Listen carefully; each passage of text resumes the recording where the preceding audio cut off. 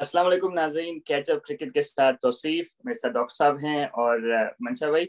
तो आज हम बात करेंगे न्यूजीलैंड और इंग्लैंड, इंडिया और न्यूजीलैंड की टेस्ट सीरीज के बारे में। तो दूसरा टेस्ट चल रहा है मुंबई में, जिसमें पहले इनिंग में जो है वो एजाज पटेल ने 10 विकेट ली और न्यूजीलैंड की पहले इनिंग में 62 पे ऑल आउट हो गई। तो ये हिस्ट्री में थर्ड इंसिडेंट था, वो एक स्पिनर ने 10 विकेट ली।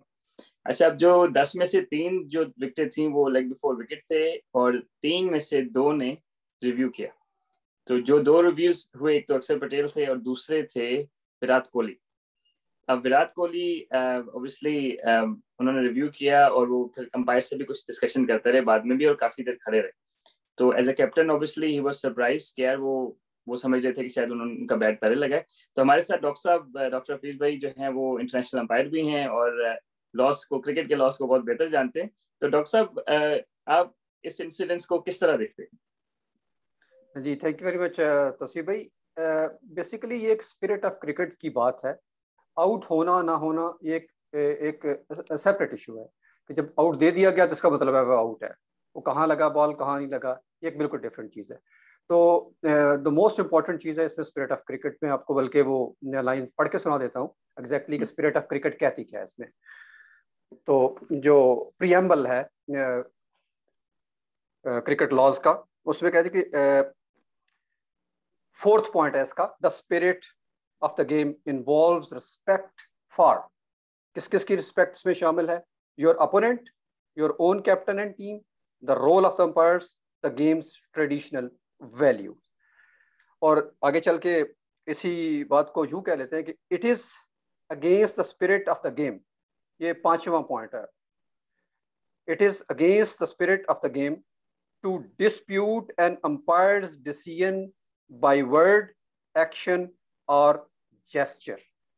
आगे भी है इसका काफी सारा पॉइंट, लेकिन चूंकि आज के लिए हमारा यही है टॉपिक, क्योंकि यदि अंपायर का जो डिसीजन हुआ उस पर विराट कोहली का जो एक्शन था, रिएक्शन था, बाय वर्ड उसने उसको कंप्लेंट की या क्वेश्चन पूछा, इवन क्वेश्चन पूछना भी, इवन मतलब आप हल्का यूं भी आप शो करते हैं ना कि ऐसे अपना जेस्चर देते हैं आउट होने के बाद कि ये क्या है, what is this, like this, तो ये भी उसी डिसेंट एक्शन में आता है। ये तो स्पिरिट ऑफ क्रिकेट कह रही है। जी सर, जी मंशा भाई। अच्छा, मेरे से मैं सोचूं तो ये मेरे हिसाब से तो अगर ये देखें और अगर मैं ये थोड़ी सी पिक्चर आपके साथ ये शेयर करूं, मेरा ख्याल है आप सारे स्क्रीन पे देख सकते हैं।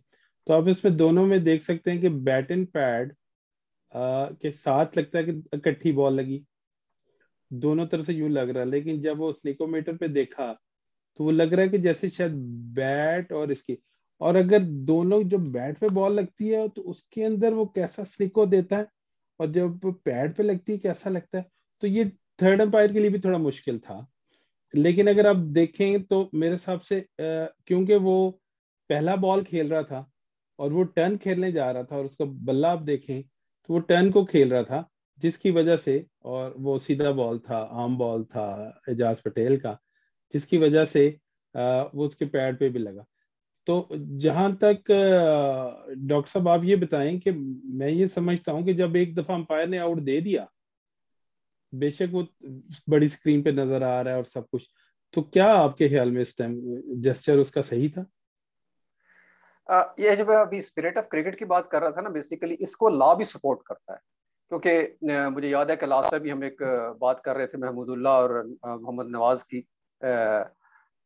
गेम में, तो आपने उसमें भी क्वेश्चन किया था कि ये स्पिरिट ऑफ क्रिकेट और लॉज दो अलग अलग क्यों चीजें हैं। हालांकि ऐसा नहीं है, स्पिरिट ऑफ क्रिकेट भी लॉ का हिस्सा है बेसिकली, और आगे चल के लॉ इसको सपोर्ट भी करता है बाकायदा तौर पर। बाकी रही बात कि जैसे इसी अगर स्पिरिट ऑफ क्रिकेट में एक लाइन में और पढ़ता जाऊं, तो एज अ कैप्टन कोहली का जो एक्शन है उसको कैसे देखता है spirit of cricket? There is no place for any act of violence on the field of play, of course.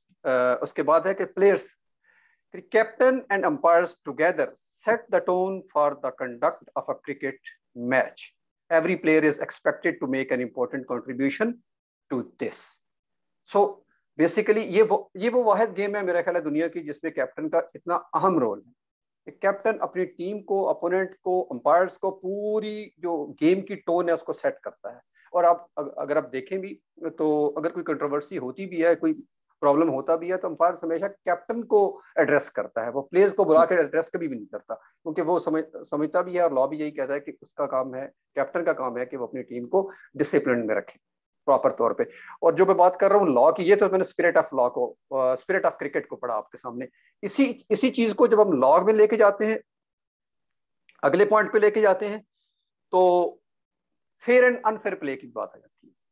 गो के इसमें फेयरनेस और अनफेयरनेस की इतनी बात नहीं है, लेकिन वही बात है कि जब गेम डिसरिप्यूट में जाती है तो टू सम एक्सटेंट फेयर और अनफेयर प्ले की भी बात कहीं ना कहीं आ जाती है वहां पे।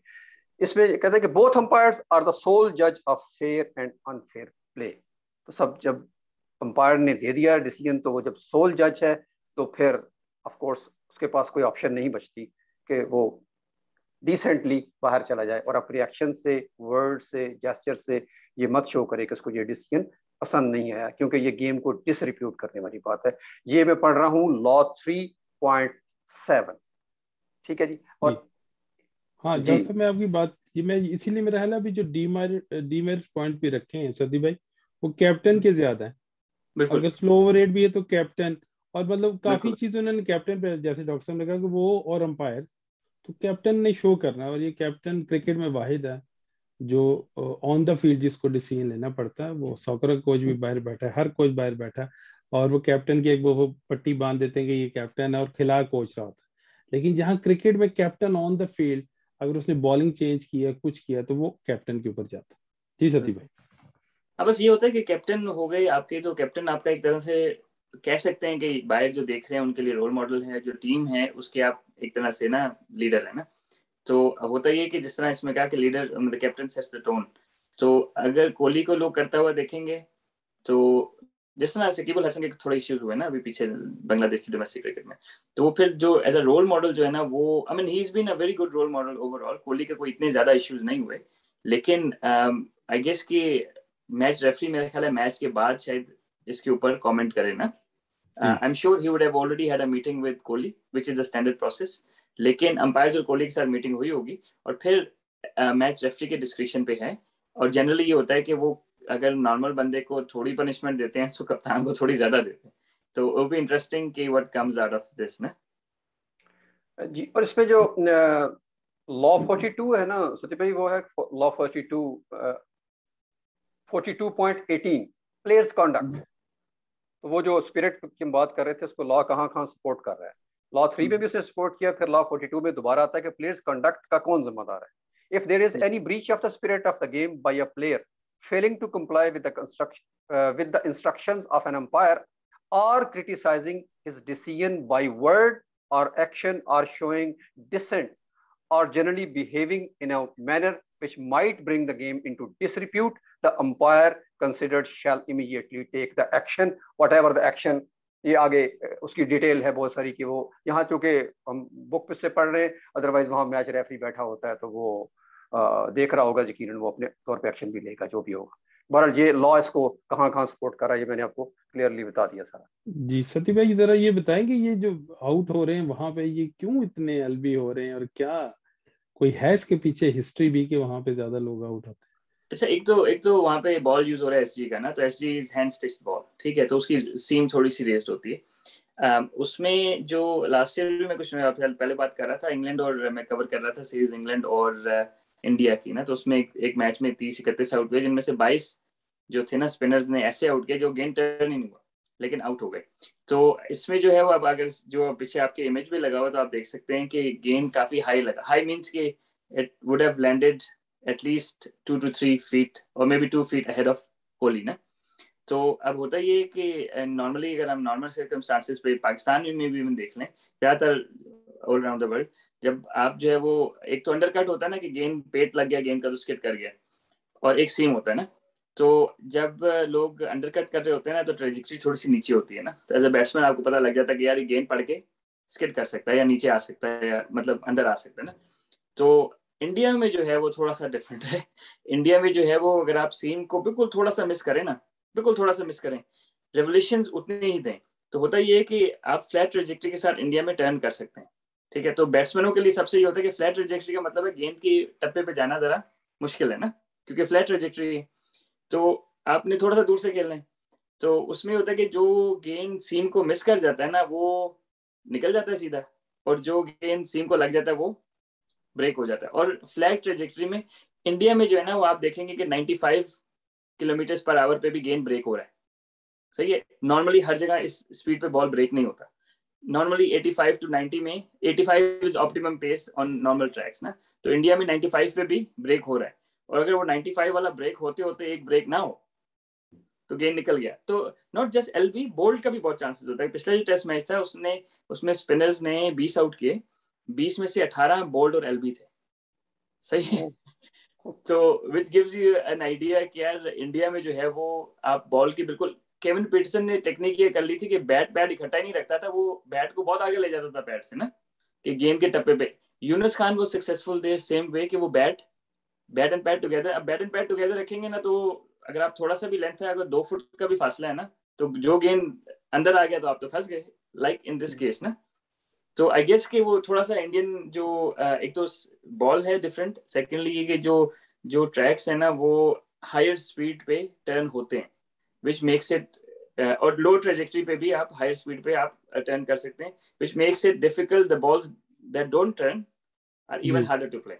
और ये मैं अगर ये जो आपने केविन पीटरसन की बात की तो मैं थोड़ा पीछे चला जाऊं, जो मशहूर प्लेयर खेलने वाले सनी गवास्कर से लेके जावेद से लेके, तो जावेद मियांदाद, मनिंदर सिंह और रवि शास्त्री को टर्निंग ट्रैक्स पे कैसे खेलता रहा, वो यही टेक्निक थी कि बल्ला आगे पैड पीछे, और इसीलिए वो बहुत ही कामयाब स्पिन का प्लेयर थे अच्छा, जावेद उसमें एक और मियांदाद। चीज जरूर है, एक और जी चीज जरूर है मनसा भाई, कि पहले ना फ्रंट फुट पे अंपायर एलबी नहीं देते थे।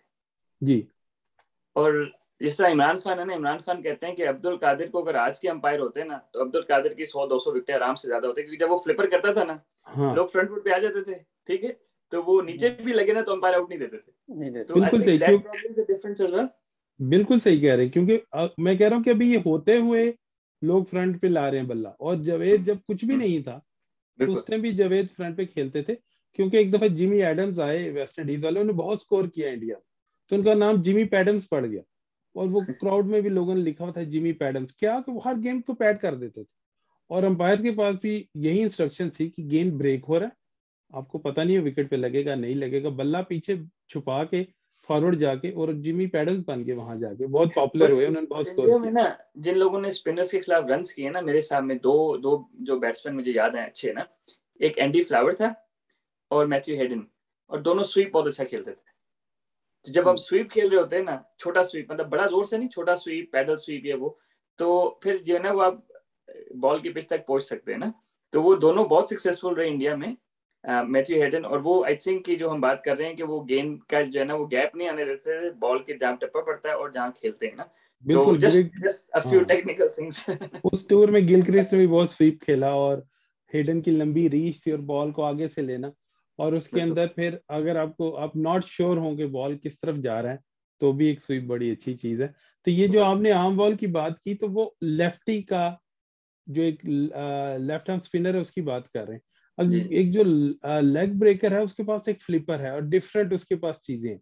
तो ये जो लेफ्ट आर्म अगर आउट कर रहा है तो वो आर्म बॉल से कर रहा है, और क्योंकि उसको ब्रेक पे खेलने जा रहे हैं, टर्निंग विकेट साहब ने कहा 1995 पे भी ब्रेक हो रही है, तो इस वजह से। और जो शुरू के बॉल होते हैं वो यकीनन जो अंदर से बाहर आता है, कोई भी प्लेयर, बेशक वो कोई भी है, सचिन तेंदुलकर है या विराट कोहली है या रिकी पॉन्टिंग है, तो ये जो रिकी पॉन्टिंग का याद आ गया, तो ये जो कप्तानी की बात है और वो डिसीजन नाम मानना, उनमें मेरा ख्याल वो सबसे आगे हैं।